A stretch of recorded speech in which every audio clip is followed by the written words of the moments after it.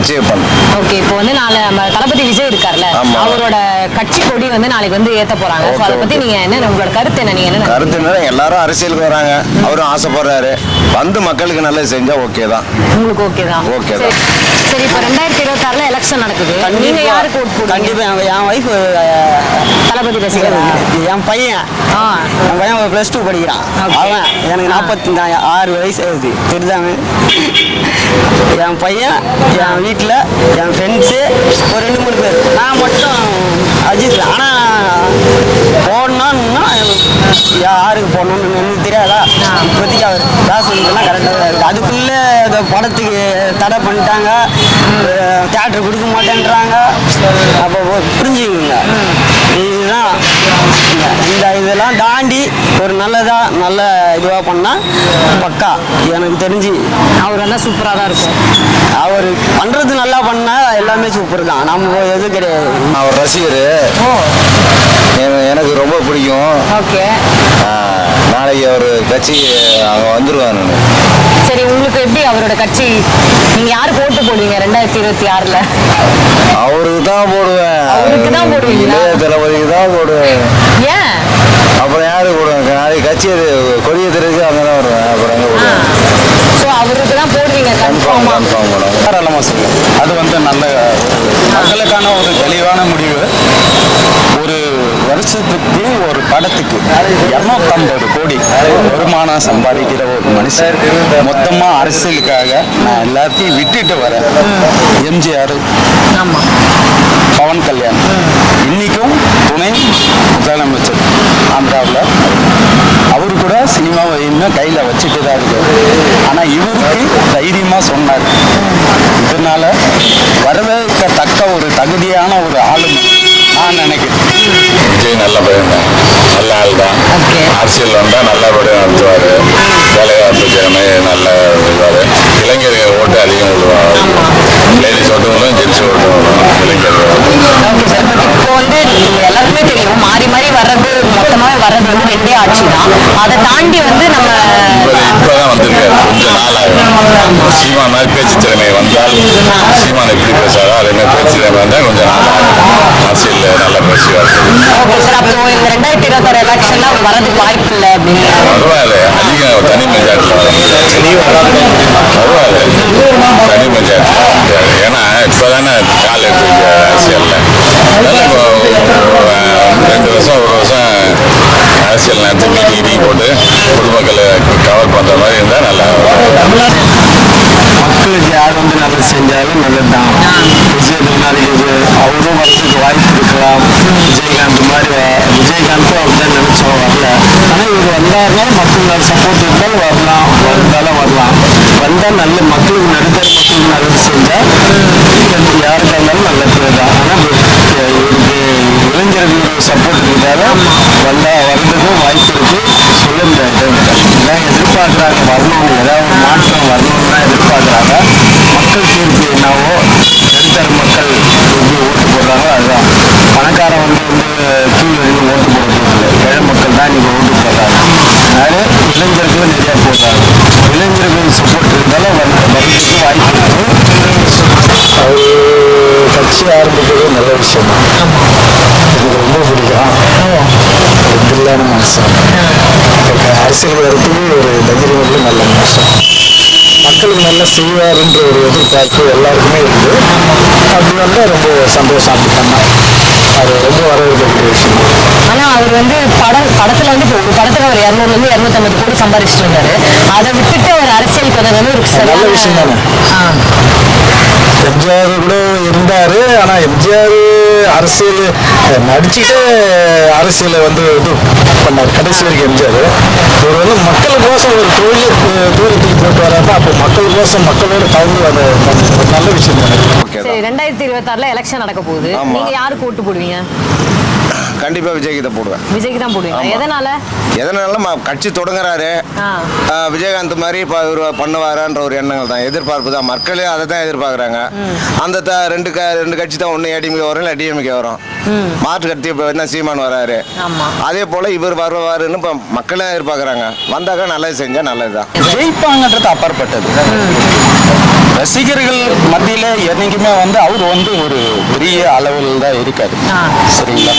ஆனா ரசிகர்கள் ஓட்டு போட்டாலும் சரி, மக்கள் அவருக்கு ஆதரவு கொடுத்தா கட்டாயமா அவரோட லெவல் விஜயகாந்த் இப்படி இருந்தாரு, அதே மாதிரி இவர் வருவார். விஜயகாந்த் மார்க்கெட்டை இவர் பிடிப்பார். விஜயகாந்த் வந்து ஊர் மக்கள்லாம் கொஞ்சம் நல்லபடியாக பாராட்டுறாங்க. அதே மாதிரி இவரை இளைஞர்கள் பாராட்டுறாங்க.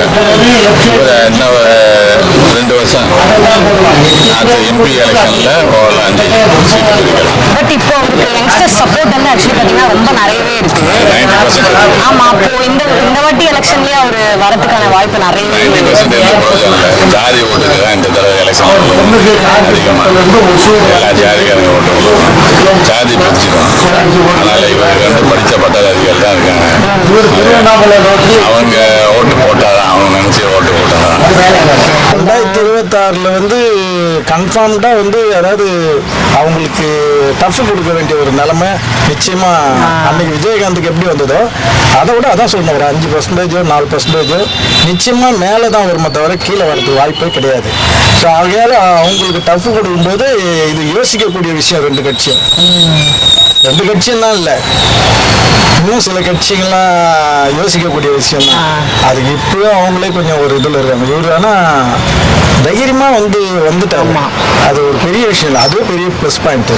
யாரை எதிர்க்கிறதுக்கு இந்த அன்னைக்கு வந்து எதிர்த்தாங்க. அன்னைக்கு வந்து ஒரு கட்சி ஆரம்பிக்கும் போதெல்லாம் கூட சில பேர் எதிர்த்தாங்க. ஆனால் இன்னைக்கு எதிர்க்க முடியாது. எதிர்த்தாங்கன்னா அவங்க எதிர்க்காத கம்முன்னு இருந்தாங்கன்னா அவங்க வேலையை பார்த்துட்டு போகலாம். அரசியல் யாரும் வரலாம் இல்லையா? அவர் வந்து இப்போ நான் தொழிலையே விட்டுட்டு மக்களுக்கு சேவை செய்து வந்திருக்கிறவர் வந்து நம்ம பாராட்டக்கூடிய விஷயம் தானே. நான் யாராக இருந்தாலும் சரி, நானே வேற கட்சிக்காரன் தான், இன்னொரு பாராட்டக்கூடிய விஷயம் தானே. எங்கள் வீட்டில் எல்லாருமே நிச்சயமா குழந்தை குட்டி முதல்ல விஜய்க்கு தான். கூட்டணி இவர் சீமா நான் சேர்றேன்றாரு. சில நல்ல கட்சியாக இருந்தால் சேர்த்துக்கலாம், தப்பு இல்லை. ஏன்னா இன்னைக்கு வந்து கூட்டணி இல்லாமல் தமிழ்நாட்டில் இந்த 2 கட்சிகள் மாறி மாறி வருதுன்னா கூட்டணிகளில் தான் வருது. எது நல்ல கூட்டணியிலே மக்கள் ஓட்டு எதிர்பார்த்து கூட்டணி சேர்றாங்களோ அவங்க மக்கள் வராங்க. அதனால கூட்டணி சேர்க்கறது நல்லது தான். அதே நேரத்தில் நல்ல கட்சியாக சேர்க்கணும். ஊழல் கட்சியாக சேர்த்து இவரு திருப்பி ஊழலில் போய் மாட்டிக்கூடாது. அதனால நல்ல கட்சியாக சேர்க்கறது தப்பு இல்லை. பட் அவர் படத்தை விட்டுட்டு இப்போ கட்சிக்கு வந்திருக்கிறது நல்ல ஐடியா அப்படின்னு நினைக்கிறீங்க? நல்ல ஐடியா. எம்ஜிஆர் இப்படி தானே வந்தார், நடிச்சுக்கினே இருக்கும்போது தான் வந்தார். படம் அரசியலுக்கு வந்து நடிச்சாரு. அதுக்கப்புறம் தான் முதலமைச்சர் அதுக்கு தான் நடிக்கல. மாதிரி விஜயகாந்த் எதிர்பார்த்தோம். விஜயகாந்துக்கு அந்த அளவுக்கு மக்கள் இது கொடுக்கல. இவர் கொடுப்பாங்கன்னு எதிர்ப்பு கட்டாயம் தான் நல்லது தான். வயசானவங்கெல்லாம் நாங்கெல்லாம் ஓட்டு போடணும்னு போய் போடுவோம். அவங்கெல்லாம் அப்படி கிடையாது. அவங்க விருப்பம் எப்படி தெரியல. நாங்கெல்லாம் ஓட்டு போட்டாங்க எங்க ஒருமை அப்படின்னு. அதனால 1 வருஷம் 2 வருஷம் பொறுத்து இருக்கணும். பொறுத்து தான் விஜயகாந்த் மாதிரி எம்ஜிஆர் மாதிரி கூட வரலாம். நடிப்பு திறமை இருக்கு. நல்லா பொதுமக்களை நல்லா கவர் பண்றாரு, நல்லா பண்றாரு. அஜித்தோட நல்லா பண்றாரு. அஜித் அவர் ஒரு மாதிரி, இவர் ஒரு மாதிரி, 2 பேரும் நல்லா ரசிகர்கள். இளைஞர்கள் ஓட்டு நிச்சயமா விடுவோம். மீட்டிங் போட்டு மக்களை கவர் பண்ணணும். மக்களை கவர் பண்ணணும். மாநாடு போறாரு, டிசி மீட்டிங் போடணும். மக்களை கவர் பண்ணணும். பொதுமக்களையும் கவர் பண்ணா நல்லா விஜயிக்கலாம். பொதுமக்களையும் கவர் பண்ணணும். தாய்க்குழாமேன்னு பேசணும். எதா இருந்தாலும் தாய்க்குழாம மரியாதை எடுத்து பேசணும். பேசினாலும் அதுதான். ஏன்னா இப்போ உங்களுக்கே தெரியப்படுது, பல வருஷங்களாவே வந்து மாறி மாறி ஜெயிச்சுட்டு இருக்கிறது 2 கட்சி தான். அதை தாண்டி இப்போ தளபதி இவர் வந்தாருன்னா நாளைக்கு ஒரு நல்லது செய்வார்ன்ற மக்களோட பாதிப்பு இருக்கும். ஏன்னா இத்தனை வருஷம் இவங்க தலைமுறையா ஆண்டு இருக்காங்க. ஆண்ட பரம்பரை வம்சம் சொல்லுவாங்க இல்லைங்களா, அந்த மாதிரி மக்களை முட்டாளாக்கி ஆள்ற ஒரு வம்சம். ஆனால் தெளிவான ஒரு முடிவு, அதை பக்காவா ஒரு பயன்படுத்தினால் தெளிவா இருக்கும். கண்டிப்பா நல்லா இருக்கும். இப்போ ஒருவேளை இப்போ விஜய் வந்து 2026 வந்து ஜெயிச்சிட்டாரு, அவர் வந்து வந்துட்டாரு அப்படின்னா அவர் எந்த ஒரு விஷயத்த மாத்தணும், இது மாத்தினா அவர் வந்து இது மாத்தினா நல்லா இருக்கும் அப்படின்னா நீங்க அது மாத்தினா நம்ம ஒன்னே ஒன்று அவர் மாத்திட்டு அதுக்கு வேற ஆப்ஷனை கண்டுபிடிச்சிட்டு அதை மாற்ற போறோம்னு சொன்னாருன்னா அது ஓட்டு நிச்சயமா கண்டிப்பா வரும். என்ன விஷயம் சார் அது? அதாவது அவங்களுக்கு தான் அது தெரியும். ஒயின் ஷாப்புக்கு இதுக்கு மாற்று வழி நிச்சயமா நான் கண்டுபிடிச்ச மறு மாசமே நான் இந்த ஒயின் ஷாப் எடுத்துருவேன் அப்படின்னு சொன்னான்னு வச்சுக்கோங்க, மொத்த ஓட்டம் அவருக்கு போகும். ஆனா இது இப்போ யாரும் நான் சொன்ன ஒரு வார்த்தை யாரும் சொல்லியிருக்க முடியாது. ஆமா அதாவது மாற்று ஏற்பாடு இந்த ஒயின் ஷாப்ல வருது கிட்டத்தட்ட இத்தனை கோடி, எவ்வளவு கோடி வருது. ஆமா. அந்த ஒயின் ஷாப் வர வருமானத்துக்கு பதிலாக வேற ஒரு அது வந்து 6 மாசம் கூட ஆகலாம். ஆ. அந்த வாக்குறுதியை கொடுத்தாலே எங்கே நின்றாரு. இதுதான் என்னுடையது. ஏன்னா நிறைய ஜனங்க வந்து வேலை வெட்டியை விட்டு ஒயின் ஷாப் வாசலாகவே கிடக்குறாங்க. ஸோ இதுக்கு ஒரு முற்றுப்புள்ளி வச்சா மெயினாக நல்லா இருக்கும். மற்றது எல்லாம் தன்னால் ஒரு நிலைமை வந்துடும். இது என்னுடையது.